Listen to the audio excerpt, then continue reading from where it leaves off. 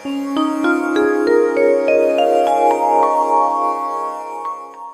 आज केतुड़े साधन जो साधन सब करुछंदी केमती डायरेक्ट प्रभाव पड़िबो सेतु गोटे दीटा साधन आज आम करिबा एठी बसिकरी वर्तमान देखिए सांगे सांगे इफेक्ट पड़िबो तुम ऊपर सांगे सांगे डेरी होबनी बुझिले डेरी हवा को जीवनी गोटे ट्रिक आज देखिबा अप्लाई करिया हो बसंत समस्ते पशि पड़ंतु निज निज आसन रे नाई तो जे चेयर रे बसचंती चेयर रे बसंतु किछि असुविधा नाही तळे गोटे अखा पकई दियंतु गोड़ जदि तळे बाजुची नाई तो पाव पोछा जार अछि पकांतु नहीं तो किछि दिन नहीं पीढ़ाटी रखी दियंतु नले गोड़ काठ रहू गोड़टा जन तळे न लागे जदि के चेयर रे बसचंती नहीं तो जे खटर बसचंती कि बिछणा रे बसचंती तांका पई असुविधा किछि नहीं बसंतु निस्तब्ध हो जातु स्थिर हो जातु देखिए गभीर प्रभाव पड़ो सांगे सांगे केमती इफेक्ट होची निजे अनुभव करि परिबे गोटे महत्वपूर्ण गोटे कौशल युगर तक अप्लाई करंतु बेले बेले अप्लाई करिवे अन्य बेले देखिए केते गभीर प्रभाव पड़ुଛି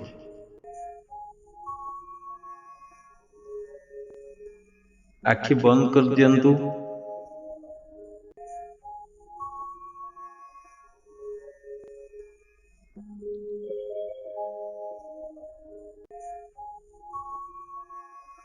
आखि बंद कला पर शरीर भावना आसीव निश्चिंत मो शरीर अच्छी मु अच्छी ए भावना भी आसीव ऑटोमेटिक आसीव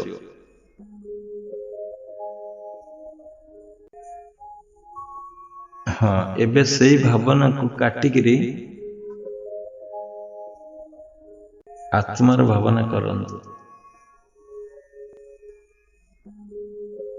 आखि तो बंद अच्छी अंधार देखा जाउथिबो किंबा लाइट भी देखा जाउथिबो बहुत कलर देखा जाउथिबो नाली नील हलदिया धोला बैगनी केते प्रकार कलर आसी मध्य जुटिबो आखि रे तुम्हें से कलर को न देखिकरी तुम्हें शून्यता अनुभव करो तुम्हें शून्यर अनुभव करो शून्यर अनुभव करो माने शरीरटा शून्य तुम्हें शून्य आ से शून्य भितरे जोड़ी दियंतु से शून्यटा ही आत्मा तुम्हें तो आत्मा को देखी न शून्य देखी पार्थिव अनुभव करि पार्थिव भितरे शून्यता शून्य भितरे आत्मा को देखंतु आत्मा को जोड़ी दियंतु ए शून्यता ही आत्मा देखिए बॉडी ऊपर गोटे प्रभाव पड़ो अनुभव करंतु किछि समय ए भावना रही जातु मु मध्य रहूची तुम्हें मध्य रही जाओ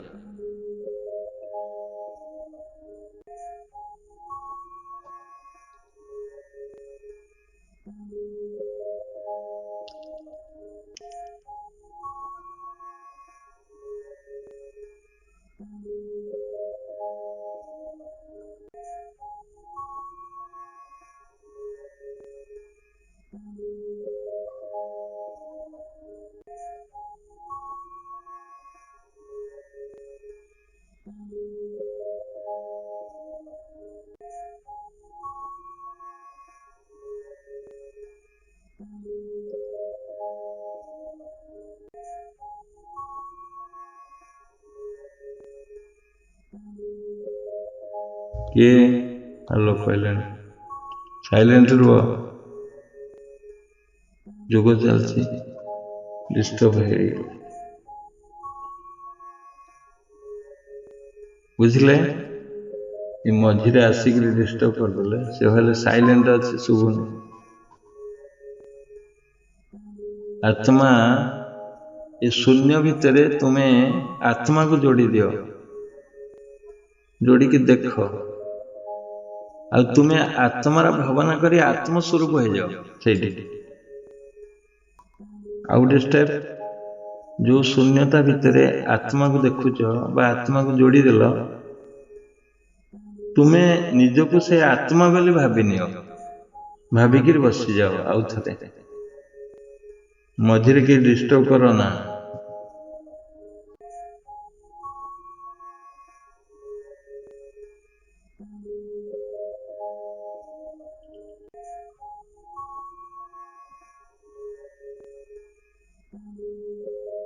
ନିଜେ ଯେ ଆତ୍ମା,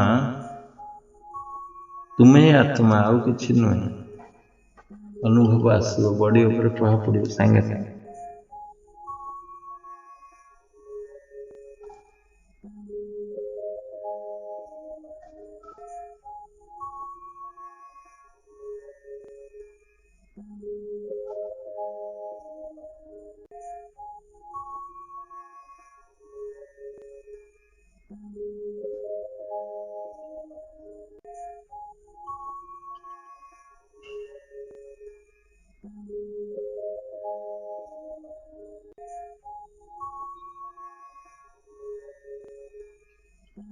ହଉ,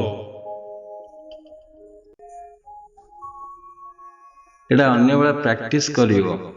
କେତେବେଳେ ବସିକିରି ଏକାନ୍ତରେ ଅଳ୍ପ ସମୟ ବସିକିରି, କେତେବେଳେ 5 ମିନିଟ୍ କି 10 ମିନିଟ୍ ବସିକିରି ଏଇଟା କରିବ। ଏଇଟା ଥରେ ପ୍ରାକ୍ଟିକାଲ ଦେଖେଇଦେଲି, ବୁଝିପାରିନଥିବ କେହି ଜଣ, କିଛି ଦିନ କଲା ପରେ ଜାଣିପାରିବେ। ଆଗେ ସ୍ଥିର ହେଇକିରି ବସିବେ, ସ୍ଥିର ହେଇକିରି ବସିଲା ପରେ ଶୂନ୍ୟର ଅନୁଭବ କରିବେ। ଶୂନ୍ୟତା ଅନୁଭବ କରିକିରି ଆତ୍ମାକୁ ଯୋଡ଼ିଦେବେ ଯେ ଶୂନ୍ୟତା ହିଁ ଆତ୍ମା। ତାପରେ ନିଜକୁ ଯୋଡ଼ିଦେବେ, ମୁଁ ହଉଛି ଆତ୍ମା। ଗୋଟେ ଷ୍ଟେପ୍, ଫାର୍ଷ୍ଟ ଷ୍ଟେପ୍ ଶୂନ୍ୟତା ଆଣିବେ, ତାପରେ ଆତ୍ମାକୁ ଯୋଡ଼ିଦେବେ, ସେ ଶୂନ୍ୟତା ହିଁ ଆତ୍ମା। ତାପରେ ନିଜକୁ ଯୋଡ଼ିଦେବେ ସେ ଶୂନ୍ୟରେ। 3 ଶୂନ, ବ୍ରହ୍ମା ବିଷ୍ଣୁ ମହେଶ୍ୱର। 1 ଶୂନ୍ୟ, ଦ୍ୱିତୀୟ ଆତ୍ମା ଶୂନ୍ୟ, ତୃତୀୟ ତୁମେ ଶୂନ୍ୟ। ମିଶିଗଲା 3ଟା ରୂପ। ତାମାନେ ତୁମର ଆଉ ରୂପ ରହିବନି, ତୁମ ଶରୀର ରୂପ ରହିବନି, ତମେ ଶୂନ୍ୟତା ରୂପରେ ରହିଯିବ ସେଠି। ସେଇଟା ଫିଲିଂ ଆସିବ, ଯେତେବେଳେ ଶୂନ୍ୟତା ରୂପ ଆସିବ ତୁମର, ତୁମେ ସେଇଠି ଫିଲିଂ କିଛି ଆସିବ, ଅନୁଭବ ଆସିବ। ଏଇଟା କିଛି ସମୟ ଏଇଟା କରିବେ କୋଉଠି ନା, ପୁରା ଏକାନ୍ତରେ କରିବେ, ପୁରା ଏକାନ୍ତରେ କରିବେ, କୋଉଠି କେହି ନଥିବେ। ଘରେ, ଯେତେବେଳେ ଘରେ କେହି ନଥିବେ ତୁମେ ଆରମ୍ଭ କରିବ, ନହେଲେ କୋଉଠି ଯାଇକିରି ଗଛ ମୂଳେ ବସିକିରି କରିପାରିବ, ନହେଲେ କୋଉଠି ନିସ୍ତବ୍ଧ ଜାଗାରେ ବସି କରିପାରିବ। କୋଳାହଳ ଭିତରେ ହବନି, କୋଳାହଳ ଭିତରେ ଯେତେ ଚେଷ୍ଟା କଲେ ବି ହବନି। ଏଠି ବି ହବନି, ଏଠି ଆମେ କଥା ହଉଛୁ, ଆଉ ଖାଲି ଦେଇଦେଲେ ଟ୍ରିପ୍ଟା, ତୁମେ ଅନ୍ୟବେଳେ କରିବ। ଶରୀର ଉପରେ ପ୍ରଭାବ ପଡ଼ିବ, ସାଙ୍ଗେ ସାଙ୍ଗେ ଶରୀରଟା କିଛି ଅନ୍ୟ ପ୍ରକାର ଫିଲିଂ ଆସିବ ତୁମ ଭିତରେ, ଦେଖିବ, ଅନୁଭବ କରିବ, କିଛି କିଛି ଫିଲିଂ ଆସିବ ନିଶ୍ଚିନ୍ତ। ଆଉ ସେଇଠି ଯାହା କଳ୍ପନା କରିବ ସେଇଟା ବି ତୁମକୁ ମିଳିବ। କଳ୍ପନା କରିବ, ଯଦି ଗୋଟେ ବିପଦ ଆସିବ, ବସିକିରି ଭାବନା କରିଦବ, ସବୁ ସମାଧାନ ହେଇଯିବ। ସେଇ କଳ୍ପନାରେ ତୁମେ ଆତ୍ମ ସ୍ୱରୂପ ହେଇକିରି ଭାବନା କରିବ, ଦେଖିବ ସମାଧାନ ହେଇଯିବ ସାଙ୍ଗେ ସାଙ୍ଗେ। ଯଦି କିଛି ବିପଦ ଆସୁଛି, ଯଦି କିଛି କେତେବେଳେ ଅସୁବିଧା ଦେଖା ଦଉଛି, କିଛି ନାହିଁ, ବସିକିରି ଭାବନା କରିବ, ଆଉ କିଛି ନାହିଁ। ତାମାନେ ତୁମେ ସେଠି ଏକାକାର ହେଇଗଲ, ବ୍ରହ୍ମ ସ୍ୱରୂପ ହେଇଗଲ, ତୁମେ ଶରୀର ରୂପେ ରହିଲନି ଆଉ। ତେଣୁ ଯେତେବେଳେ ଶୂନ୍ୟର ଅନୁଭବ କରୁଛ, ଆତ୍ମାର ଅନୁଭବ କରୁଛ, ନିଜେ ଆତ୍ମା ହେଇଯାଉଛ, ଅନୁଭବ କରୁଛ, ସେଠି ବିପଦ କେମିତି ରହିବ? ବିପଦ ତତ୍କ୍ଷଣାତ୍ କଟିଯିବ। ଏଇ ଗୋଟିଏ ସେକେଣ୍ଡର ଭାବନା ବି ସବୁ ସମାଧାନ କରିଦବ। ଯେତେ ପ୍ରକାର ଅସୁବିଧା ଅଛି, ସିଏ ଗୋଟେ ସେକେଣ୍ଡ, ଯେମିତି ତମେ ବେଲ୍ ମାରୁଛ, ଗୋଟେ ଲାଷ୍ଟ ନମ୍ବର ଲଗାଉଛ, ଆମେରିକାରେ ଲାଗିଯାଉଛି। ତୁମେ ଏଠି ସୁଇଚ୍ ଟିପିବ, ଲାଷ୍ଟ ନମ୍ବର ଡିଜିଟଟା ଧର 7, जोटी लगौଛ ତା नंबर लास्ट नंबर 7 11टा नंबर रु लास्ट नंबर 7 अमेरिका को लगेछ एठी 7 मारू मारू सेठी रिंग होची गोटे सेकेंड लागुनी बुझिले गोटे सेकेंड भी लागुनी सेमती तुम्हें जदि गोटे सेकेंड मात्र एक सेकेंड केते एक दुई ए भितर जति समय हला एक रु दुई कहला भितर से गोटे सेकेंड एक दुई केते समय लगुच एक रु दुई कहया जति समय लगिला सेटा गोटे सेकेंड से सेकेंड गोटे सेकेंड जदि तुम रही जीव आत्मार कल्पना करिकरी जे मु सेटा जेमती नंबर जदि हम मारुचे लगी जाउची अमेरिका रे तुम्हें सही सेंस रे भावना करियो पूरा लगी जीव जहाँ कल्पना करियो से गोटे सेकेंड भीतर भी से फलित हो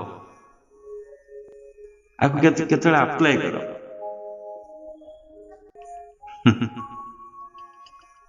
अप्लाई करो मु करिनी बोली माने नहीं मु बारंबार करछि एटा आ एटा केते बेला सफल हो शीघ्र ना जेते किछि असुविधा थिबो नहीं तो अन्य बेले प्रैक्टिस करियो जदि सेटा कल आउरी भलो गोटे झूम रे तुम लागिबो से जिद्दी रे बसी जिवो केतेले घर भितरे मतांतर मनांतर होची सेतेले बसी जाई परियो कोटी असुविधा होची सेठी बसी जाई परियो कोटी गोटे दुखपूर्ण संवाद आछि सेठी बसी जिवो कोटी के मेडिकल पड़ी जाईची तुमर रिलेटिव लोक तुम्हें कंसंट्रेट रे कर दबो से तो सुस्थ हो जीवो तुम्हें भी किछि एकाग्रतार मिसी जीव तुम्हें आत्मा सहित तमाने तुम्हें सब बेले शरीर स्वरूप होइके रहउछ अधिकांश समय तुम्हें एठी आत्म स्वरूप हो जीव ब्रह्म स्वरूप हो जीव बुझिले तुम्हें जहाँ कल्पना करिवो तुम स्वरूप से हो जीव सकाल उठिले भावना करना कि मो शरीर टा तुमको देखा निज शरीर हाँ हाँ मु अच्छी गोटे सेंस आसीगला मु बंची तापर चलीला शरीर केमती खाइबो कुआडे जीवो बसिबो उठिबो सोइबो कौन भावना करिवो कौन नहीं सेमती 24 घंटा भितर तुम शरीर भावना आणुच किंतु आत्मार भावना आणुन बुझिपारे तेणु शरीर भावना हटेकरी बेले बेले आत्मार भावना आण कन्वर्ट कर आत्मा आउ से समय तुम रिजल्ट पाइब से समय आज जो समय बसिल जी समय लगे तुम बसिक भावना करिया से समय तो फल मिल ना जदि एका समग्रता सहित तुम्हें आत्मस्थ हो जाइथिबो बा आत्मार स्वरूप रे तुम्हें मिसी जाइथिबो जानिबो जहाँ कल्पना करे से मिल जाइबो जदि समग्रता सहित मिसी थिबो समग्रता माने आउ किछि भावना नथिबो हेतरे आउ किछि भावना नथिबो केवल आत्मा भावना थिबो जे मु आत्मा मु शून्य बुझि पारछनी मो कथा बहुत गोटे गोटे अमूल्य जिनस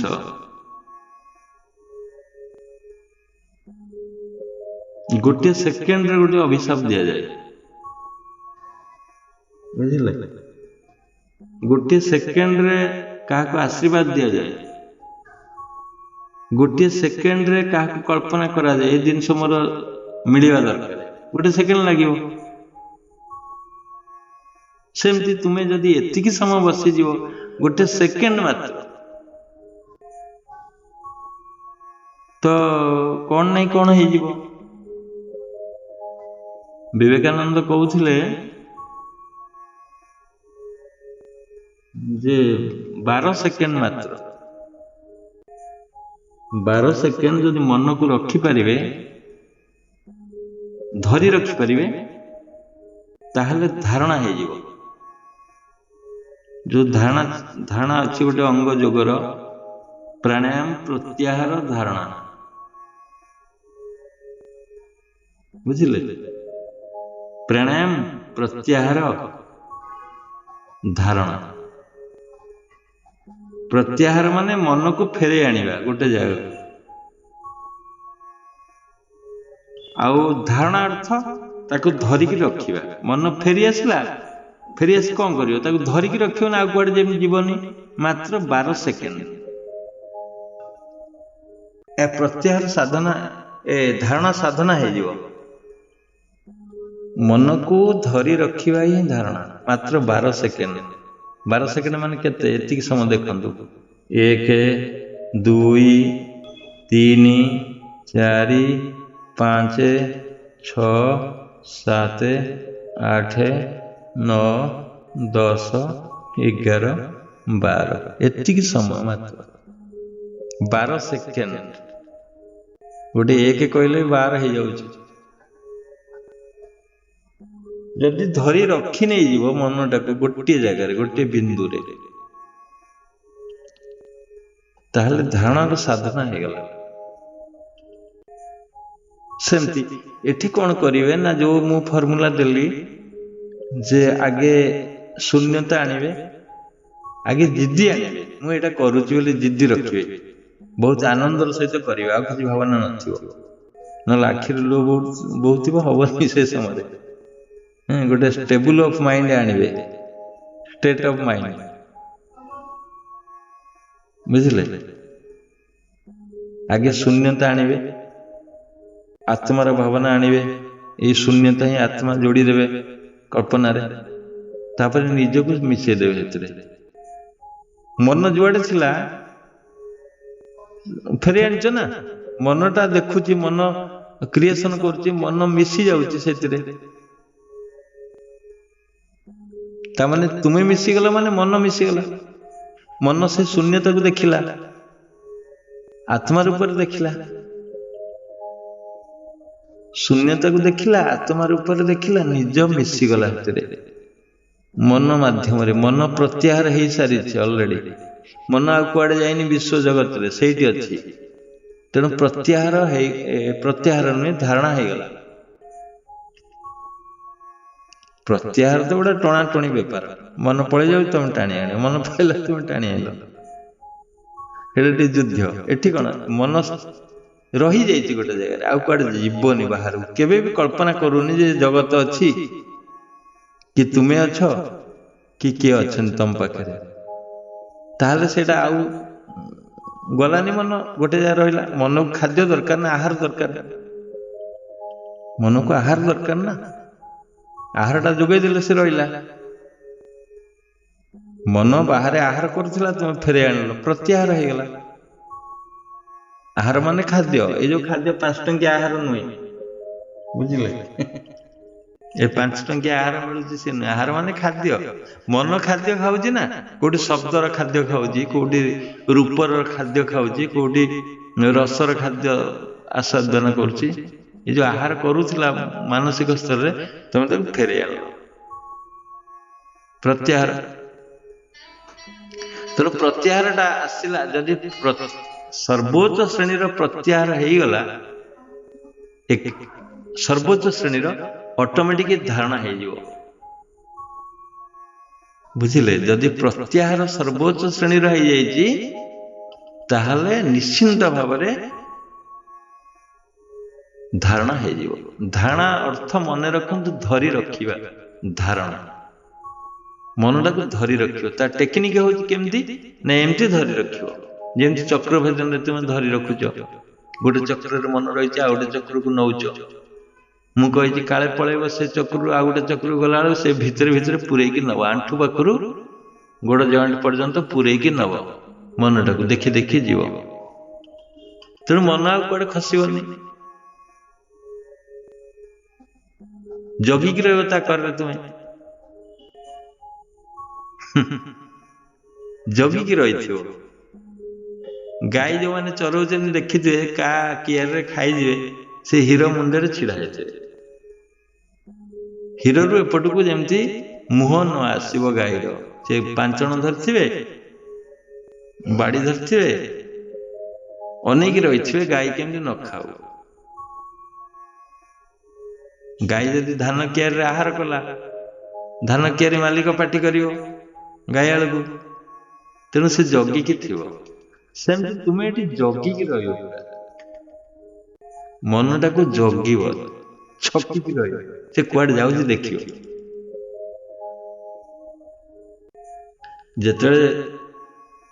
ଯେତେବେଳେ ଗାଈଟାକୁ ତୁମେ ସଦାବେଳେ ଏମିତି ଜଗି ବସି ଆଉ ଖାଇବ କି? ଏପଟକୁ ଆସିବନି, ମାଲିକ ଜଗିଛି। ସେମିତି ତୁମେ ତ ମାଲିକ ମନର, ମନ ତମକୁ ଡରଉଥିଲା, ମନ କହୁଥିଲା ମୁଁ ମାଲିକ ତୁ ଚାକର। ଏବେ ତୁମେ କହୁଛ ମୁଁ ମାଲିକ ତୁ ଚାକର। ମନ ମୋ ଅଣ୍ଡରରେ ରହିବ। ତେଣୁ ତାକୁ ଛକିକି ରହିଲେ ସିଏ ବାବୁ ଆଉ କୁଆଡେ ଯାଇପାରିବେନି, ମନ ସ୍ଥିର ହେଇଯିବ, ପୁରା ସ୍ଥିର ହେଇକି ରହିବ। ତାକୁ କୁଆଡେ ବୁଲେଇବ, ତାର ତ ଆହାର ଦରକାର, ଆଉ ବାହାରକୁ ଗଲାନି, ତେଣୁ ଏଠୁ ଆହାର ମାଗିବ, ଖୋଜିବ। ଏମିତି ଗୋଟେ ଯନ୍ତ୍ର, ସେ ଖୋଜିବ, ଖାଲି ଦେଖିବ, ସର୍ଚ୍ଚ କରିବ, ତୁମେ ନେଇକି ଲଗେଇଦବ ଶୂନ୍ୟରେ, ବିଶ୍ୱ ବ୍ରହ୍ମାଣ୍ଡ ଶୂନ୍ୟତା ଭିତରେ ତାକୁ ବୁଲେଇବ। ବୁଲୁଥାଉ, କେତେ ବୁଲୁଛି, ଶୂନ୍ୟରେ ଖୋଜି ଖୋଜି ଥକିଯିବ ଯେତେବେଳେ, ତାକୁ ଆତ୍ମାକୁ ଯୋଡିଦବ, ଆତ୍ମା ହଉଛି ଏଇଟା ଶୂନ୍ୟ। ମନ ଜାଣିବ ହଁ ଆତ୍ମା ଶୂନ୍ୟ, ତାପରେ ନିଜେ ମିଶିଯିବ।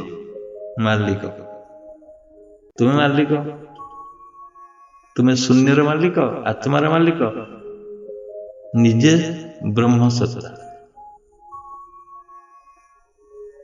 ବାସ୍ ମିଶିଗଲେ, ଏକାକାର ହେଇଗଲା। ତେଣୁ ଏଠି କଣ ଧରି ରଖିବା ଧାରଣା, ଯୋଉ କହୁଥିଲି, ମନଟାକୁ ଯଦି 12 ସେକେଣ୍ଡ ମାତ୍ର ରଖିଦବ ସେଇ ଶୂନ୍ୟତାରେ, ତାହେଲେ ଧାରଣା ହେଇଗଲା। କି ବିଚିତ୍ର କହି ହଉନି ତାର ରୂପରେଖଟା, କେମିତି ଫିଲିଂ ଆସିବ ନିଜେ ଅନୁଭବ କଲେ ଜାଣିବ। ମନ ଯଦି କୁଆଡେ ଗଲାନି, ଆଉ ପୁରା ସମଗ୍ରତା ସହିତ ରହିଗଲା ସେଇଠି, ନା ଶରୀରକୁ ଦେଖୁଛି, ନା ବାହାର ଜଗତକୁ ଦେଖୁଛି, ନା ପ୍ରାଣକୁ ଦେଖୁଛି। ପ୍ରାଣ ତ ଅଟୋମେଟିକ ରହିଯିବ, ସେଠି ସ୍ଥିର ହେଇଯିବ।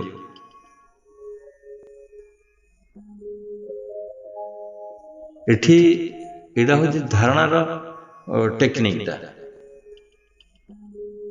ଏମିତି କିଛି କିଛି ଦିନ ଅଭ୍ୟାସ କଲେ ମନ ଜାଣିବ, ହଁ ଇଏ ମୋ ମାଲିକ, ଏ ସବୁଦିନ ଏଇ କାମ କରଉଛି। ତମେ ଆସନରେ ବସିଲେ ମନ ସ୍ଥିର ହେଇଯିବ, ସଦିଆ କିଛି ଜାଣିନି, ତମେ ଯାହା କହିବ ଅପେକ୍ଷା କରିଛି, ଆଜ୍ଞା କଣ କୁହନ୍ତୁ। ମନ ଆଉ ହଲଚଲ ହବନି। ଆଗେ ଯୋଉ ନଚଉଥିଲା, ତୁମକୁ ଏଣେ ତେଣେ ବୁଲଉଥିଲା, ଆମ୍ବ କିଆରିଠୁ ଆରମ୍ଭ କରିକି ମାଛ ଗାଡିଆ ପର୍ଯ୍ୟନ୍ତ, ବସ୍ ଠୁ ଆରମ୍ଭ କରି ଏରୋପ୍ଲେନ ସହିତ, ସେ ଆଉ ବୁଲିବନି, ଡରିବ ତୁମକୁ। ନା ଏ କଡା ମାଷ୍ଟର ଅଛି, କଡା ମାଲିକ, ଡରିବ ସେ ତୁମକୁ। ନାଇଁ ଯେତେ ଥର ଗଲେ ଫେରି ଟାଣି ଆଣୁଛି। ଏଇନା ଯଦି ଯିବି କୋଉ ଆମ୍ବ କିଆରି ଆଡେ, ଆମ୍ବ ବଗିଚା ଆଡେ, ସେ ଧଡକିନି ମତେ ଟାଣି ଆଣିବ, ଏଠିକି ବସ। କାହିଁ ଯିବି ଅଯଥାରେ, କାହିଁ ଟାଣିକିରି ଆଣିବ? ମୁଁ ଜାଣିଲିଣି ସିଏ ମାଲିକ ମୋର। ମୁଁ ଯୋଉ ଡରଉଥିଲି, ମିଛ କହୁଥିଲି, ସିଏ ଜାଣିଗଲାଣି ମୁଁ ମାଲିକ। ତେଣୁ ମନ ଯେତେବେଳେ ତୁମର ଚାକର ହେଇଗଲା, ତୁମେ ଅନୁଭବ କରି ନେଇଗଲ, ତାହେଲେ ସେ ବଶୀଭୂତ ହେଇଯିବ। ବାସ୍ ତୁମେ ଗୋଟେ ଏତେ ବିରାଟ ଶକ୍ତିର ଅଧିକାରୀ ଅଛ, ତୁମେ ଜାଣିନଥିଲ। ମନଟା ତୁମର ଅଧୀନରେ, ସେ ବୁଲେଇକିରି ଆଜି ପର୍ଯ୍ୟନ୍ତ ତୁମକୁ ଅସୁବିଧାରେ ପକଉଥିଲା। ତୁମେ ଜାଣିଗଲ ଏ ଜିନିଷଟା ମୋର ଦରକାର, ମନ ମୋର ଦରକାର, ତାକୁ କଣ୍ଟ୍ରୋଲ କରିବା ଦରକାର। ମନ ଜାଣିଗଲା ମୁଁ ତାର ଚାକର। ତୁମେ ଜାଣିଗଲ ମୁଁ ତାର ମାଲିକ, ତାହେଲେ ଅସୁବିଧା କିଛି ହବନି ମନକୁ ରୋକିବାର। ତୁମେ ଧାରଣା କଣ ରଖିବ, ସେ ଅଟୋମେଟିକ ଧାରଣା ହେଇଯିବ। ସେ ତ ଯିବନି କୁଆଡେ, ତୁମକୁ ଆଜ୍ଞା ହାତ ଯୋଡି ଛିଡା ହବ। କଣ କହୁଛନ୍ତି ଜୁହାର, ହଜୁର କଣ କହୁଛନ୍ତି କୁହନ୍ତୁ। ଆକା, ହେ ମାଲିକ, ହେ ଈଶ୍ୱର, ହେ ଦେବତା, କଣ କହୁଛନ୍ତି କୁହନ୍ତୁ, ମୁଁ କରିବି। ଆଜ୍ଞା ଜ୍ଞାନ ହେଇଯିବା ଦରକାର କିଛି ଅଂଶରେ, ଜ୍ଞାନ ନହେଲେ ସେ ତ ଡରେଇବ ତୁମକୁ ନା। ତେଣୁ ମନକୁ ଯଦି 12 ସେକେଣ୍ଡ ମାତ୍ର ରଖିଦେଲ, ଜାଣିବ ବିରାଟ ସିଦ୍ଧି ହେଇଗଲା ତୁମର। ମନକୁ ଧରି ରଖିବା ଛୋଟିଆ କଥା ନୁହେଁ। ଯେମିତି ବଣୁଆ ହାତୀକି ଆୟତରେ ଆଣିବା କଷ୍ଟକର, ସେମିତି ମନ ବଣୁଆ ହାତୀ ଠାରୁ ଆହୁରି ବିରାଟ ଶକ୍ତି। ହାତୀକି ତୁମେ ରୋକିପାରିବ କିନ୍ତୁ ମନକୁ ରୋକିପାରିବନି। ତେଣୁ ମନକୁ ବୁଦ୍ଧି ପ୍ରୟୋଗ କରିକିରି, ବଳ ପ୍ରୟୋଗ କଲେ ହବନି, ବୁଦ୍ଧି ପ୍ରୟୋଗ କଲେ ସେ ରହିବ। ଆଚ୍ଛା, 12 × 12 ଯଦି ରହିଗଲା 12 ସେକେଣ୍ଡ, ସେଥିରେ 12 ଗୁଣି ଦିଅ, ଆଉ ଗୋଟେ 12 ହେଲେ 144 ସେକେଣ୍ଡ। 144 ସେକେଣ୍ଡ। ଏମିତି 1 ଗଣୁଥିଲି, 1 2 ଏମିତି 144। ଜାଣିବ ଧ୍ୟାନ ହେଇଯିବ ସେଇଟା। 12 × 12 144, 12 ସ୍କୋୟାର 144, 144 ସେକେଣ୍ଡ। 144 ସେକେଣ୍ଡ କେତେ ମିନିଟ? 6 6 12 120, 2 ମିନିଟ, ଅଧ ମିନିଟ ବି ନୁହେଁ, ଆଉ 2.5 ମିନିଟ ଧରନ୍ତୁ, ବା 2 ମିନିଟ ଧରନ୍ତୁ। 2 ମିନିଟ 20 ସେକେଣ୍ଡ, 25 ସେକେଣ୍ଡ। ଯଦି 2 ମିନିଟ 24 ସେକେଣ୍ଡ ତୁମେ ରଖିଦେଲ, ଧ୍ୟାନ ହେଇଗଲା। ଧ୍ୟାନ ତୁମେ ଚାହିଁବ କରିପାରିବନି। ଯଦି ସର୍ବୋଚ୍ଚ ଶ୍ରେଣୀର ଧାରଣା ହେଇଥିବ, ତାହେଲେ ଧ୍ୟାନ ହେଇଯିବ। ଉଚ୍ଚ ଶ୍ରେଣୀର ଧାରଣା ଯଦି ହେଇଯାଇଛି, ଧ୍ୟାନ ହେଇଯିବ ଅଟୋମେଟିକ। 144 ସେକେଣ୍ଡ କଣ ବେଶୀ ସମୟ ରହିଯିବ। ସେଇ ଶୂନ୍ୟତା, ସେଇ ଆତ୍ମା ଆଉ ତୁମେ ଏକାକାର ରୂପରେ ରହିଯାଇଥିବ। ମନ ଆଉ କିଛି ଦେଖୁନଥିବ। ସେଠି ବିଚାର ଶୂନ୍ୟ ଅବସ୍ଥା ଥିବ। ବିଚାର ଶୂନ୍ୟ ମାନେ କିଛି ବିଚାର ନଥିବ। ବିଚାର ହେଲା ମାନେ ତ ମନ ଚାଲିଲା। ବିଚାର ହେଲା ମାନେ ମନ ଚାଲିଲା। ବୁଝିଲେ?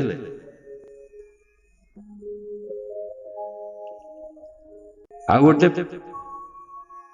ପାଦ, ଆମେ ଧ୍ୟାନ ଯାଇଥିଲେ, ଧ୍ୟାନ କରିଥିଲେ, ଯଦି ସମଗ୍ରତା ସହିତ ଆମେ 2.5 ମିନିଟ ରହିଗଲେ, ଧ୍ୟାନ ହେଇଗଲା। ଆଉ ଗୋଟେ 12 ଗୁଣି ଦିଅ, ସେଥିରେ 12 × 12 × 12 28 ମିନିଟ କେତେ ସମୟ ହବ? 28 ମିନିଟ, ଅଧଘଣ୍ଟା ପାଖାପାଖି। ଯଦି ରହିଗଲା ମନ, ସମାଧି ହେଇଗଲା। ସେଇଟା ସମାଧି। 12 ସେକେଣ୍ଡ ରହିଲେ ଧାରଣା, ଆଉ ଗୋଟେ 12 ଗୁଣିଲେ ହଉଛି ଧ୍ୟାନ, ଆଉ ଗୋଟେ 12 ଗୁଣିଲେ 28 ମିନିଟ କେତେ ହଉଛି, ସେଇଟା ହଉଛି ସମାଧି। ମାନେ ଫୋକସ ହେଇଯିବ ସେଠି। ବହୁତ ସମୟ ରହିଲେ ମନ ସେଠି ଗୋଟେ ଜାଗାରେ, ସେ ଫୋକସ କରି ଦେଖି ନେଇଯିବ, ବାଟ ଖୋଲିଯିବ। ହଠାତ୍ ବାଟ ଖୋଲିଯିବ, ତୁମେ ଦେଖି ନେଇଯିବ ପୁରା ଆତ୍ମାକୁ। ତୁମେ ଏଠି ଗୁଣି ମିଶେଇ ଦେଇଛ ନା, ଶୂନ୍ୟତାରେ ଆତ୍ମାକୁ ମିଶେଇ ଦେଇଛ, ତୁମକୁ ମିଶେଇ ଦେଇଛ, ଗୋଟିଏ ଘରେ ରହିଯାଇଛ। ତେଣୁ ଗୋଟିଏ ଘରେ ବହୁତ ସମୟ ରହିଲେ तुम जो जिनस खोजुच पाइबनी कि आउ कुआडे मन गलानी अन्य घर को गलानी झरका बाहर को गलानी से घरे बुलिला जेमती गोटे जिनस हजिची गोटे घरे तुम खोजिले मिलू बहुत समय खोजिले निरीक्षण कले मिल जाऊ के खोजबार मन देदेव बस बाट खोली जीव सेठी किसी झलक मिलिବ तुमको आलोकर रश्मि मिलिବ आउ निजे आलोकमय हो जीव सेठी जेते यही भावना तुम्हें करिवो देखिबो तुम्हें से जगाटा शून्य हो जाइथिबो तुम्हें शून्य रे उड़ाण हो जाइथिबो तुमर सेठी बुझिले तुम्हें शून्य रे जो शून्य रे भावना करूछ शून्यता रही शून्य शून्य रे उड़ी उड़ाण हो जीव तुमर सेठी तुम उड़िया को लगिबो सतिका ऊपर को उठी जाउछ कि तळ को दबी जाउछ कि डाण पड़े जाउछ बाह पड़े जाउछ जो आसन रे बसथिबो से आसन सहित उड़ाण हो जीव डरिवार किछि नाही मो कथा डरुछ कि ये बेले बेले साधन रे तो प्राणायाम रे करियो मना करनी किंतु अन्य बेले प्रैक्टिस करो एटा एक्स्ट्रा ड्यूटी जेते बेले आनंद लागुची बस बसी जीव ए काम कर दब बसी जीव ए काम करियो कि गोटे दिन सब चार्ट मु देछि को दिन जो 1.5 घंटा केते भल समयटा देछि आज धर शनिवार भल समय 6टा रु 7:30 जाके थिला सेमती सबुदिन गोटे गोटे भल समय अच्छे 1.5 घंटा लगे से समय जदि करिबा आउरी भल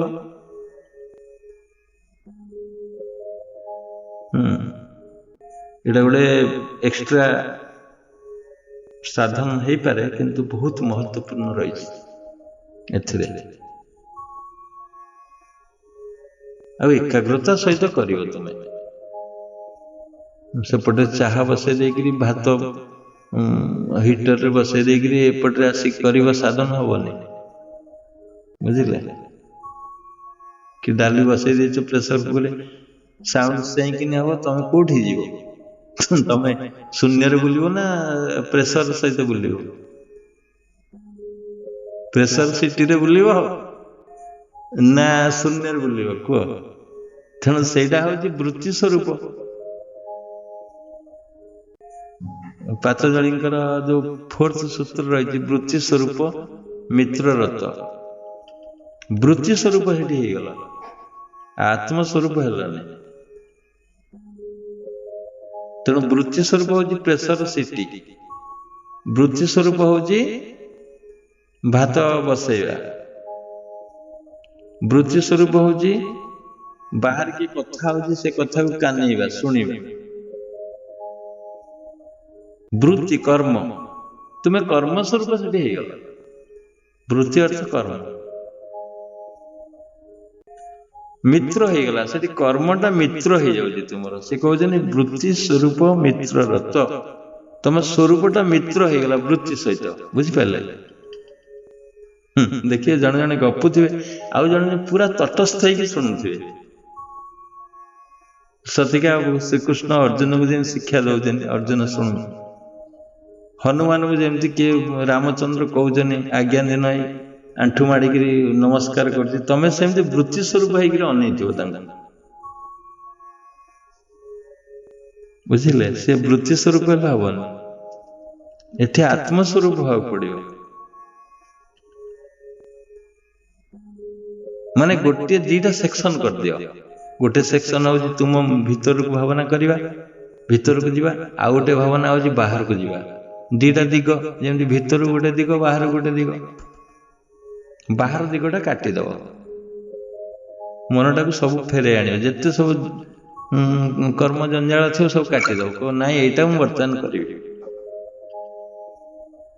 कि गोटे मझे खट खट कर साइलेंट रुह। ତୁମେ ଆଜିବା ସମାଧି ହବ ଏ କଥା ଶୁଣିଲେ।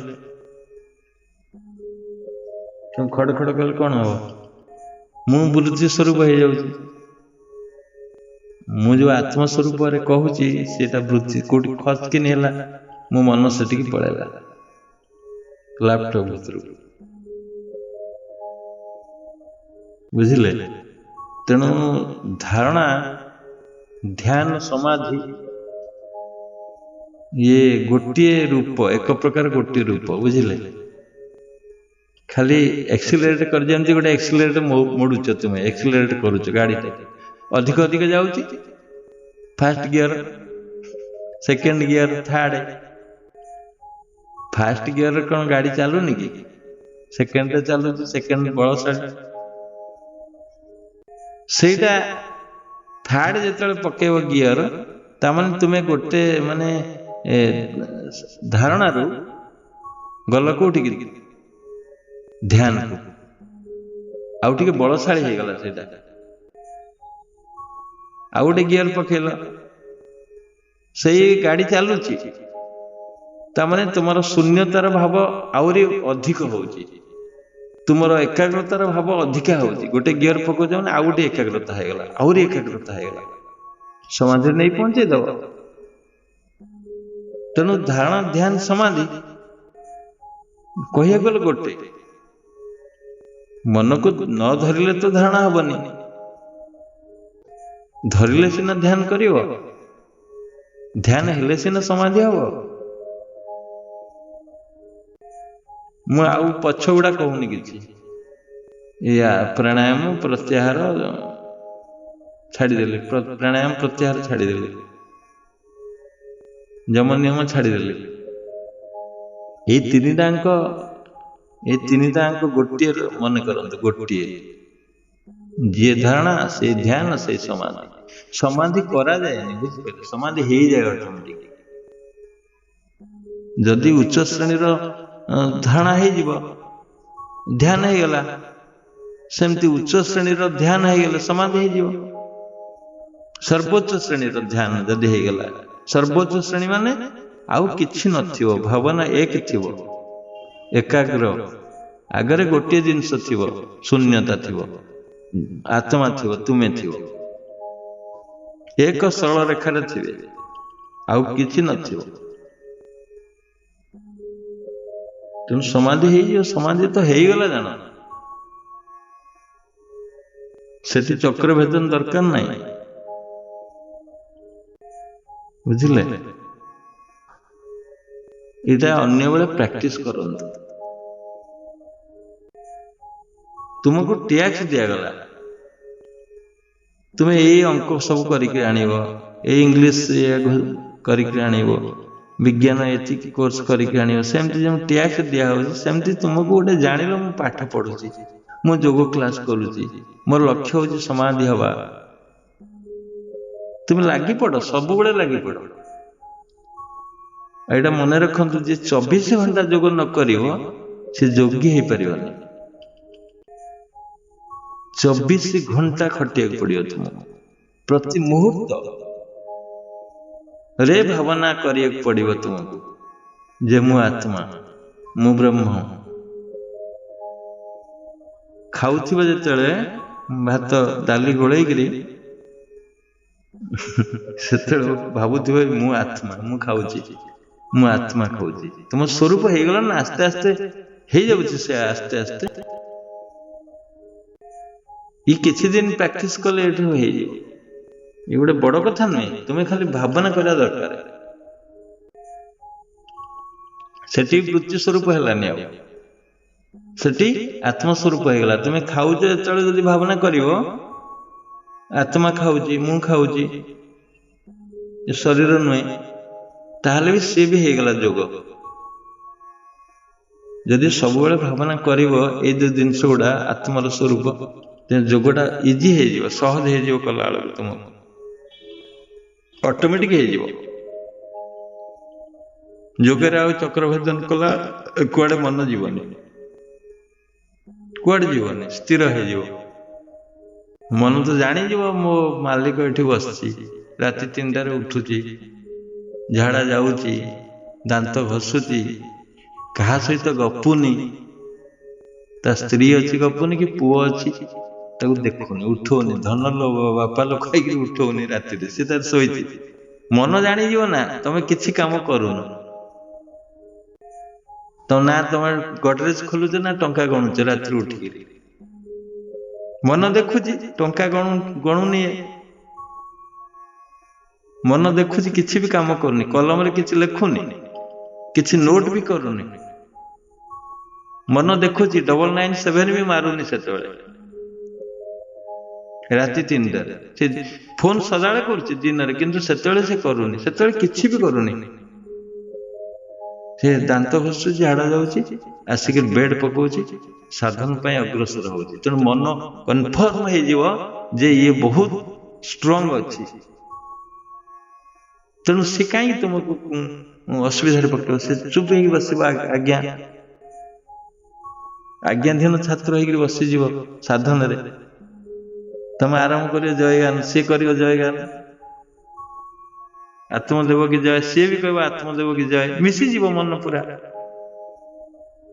ତମେ ପ୍ରଣାମ କରିବ, ସିଏ ବି ପ୍ରଣାମ କରିବ, ମନ ଏକାଗ୍ରତା ସହିତ ପ୍ରଣାମକୁ ଶୁଣିବ, ଦେଖିବ, ଅନୁଭବ କରିବ। ଆଶୀର୍ବାଦ ଆଣିବ, ସିଏ ବି ଆଶୀର୍ବାଦ ଆଣିବ, ମନ ପୁରା ମିଶିଗଲା ତମ ସହିତ। ତୁମେ ଯାହା କରିବ ସିଏ ସେୟା ହିଁ କରିବ, ମନ ଆଉ କୁଆଡେ ଯିବ।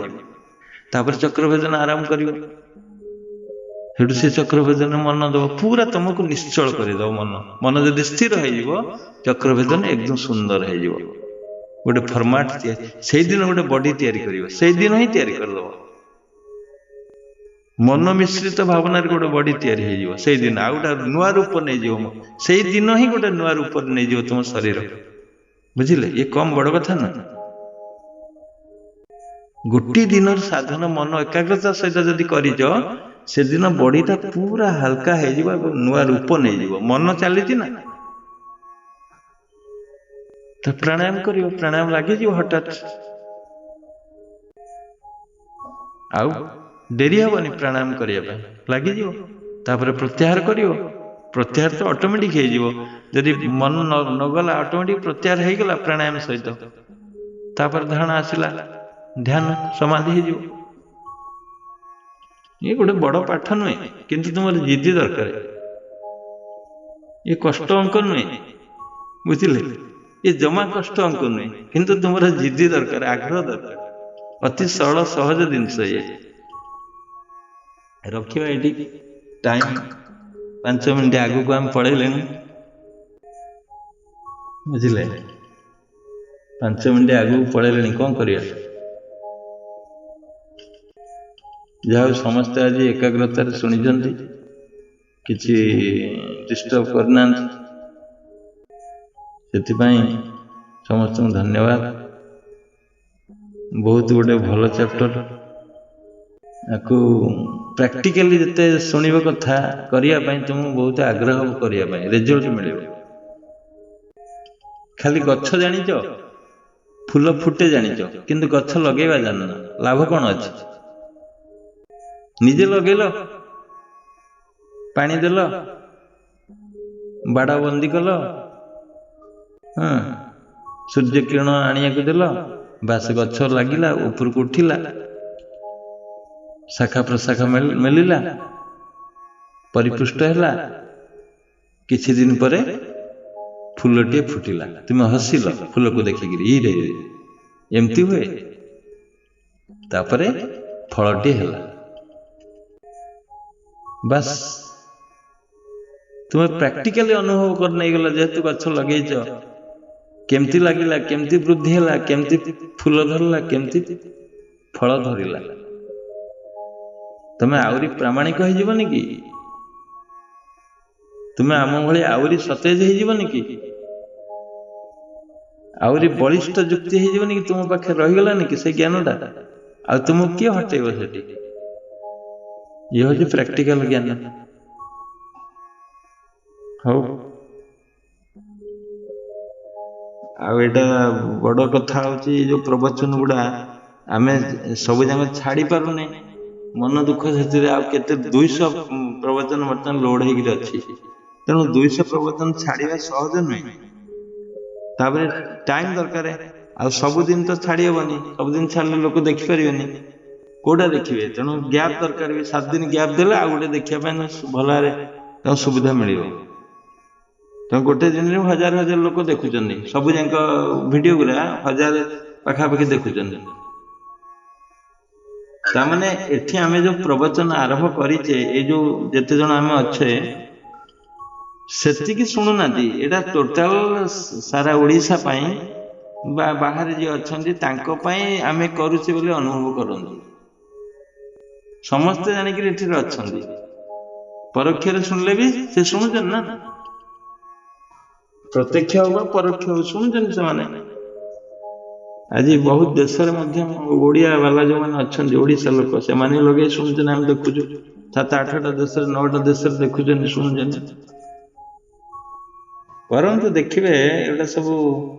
ମୁଁ ତ କହିଦେଲି, ମୁଁ କହିଦେଇଛି ମାନେ ମନରୁ କହିନି, ବୁଝିଲେ? ଏସବୁ ମୋ ଅଭିଜ୍ଞତା ଜ୍ଞାନ ମୁଁ କହୁଛି। ତେଣୁ ତାକୁ କାର୍ଯ୍ୟରେ ଲଗେଇବ, ଦେଖିବ ଏଇଟା ଭୁଲ ହବନି କେବେ ବି। ମୁଁ ଯାହା କହିଲି ସେଇଟା ତୁମର ହବନି ତା ନୁହେଁ, ହବ ନିଶ୍ଚିନ୍ତ, ହବ ହିଁ ହବ। ରଖିବା, ହଉ।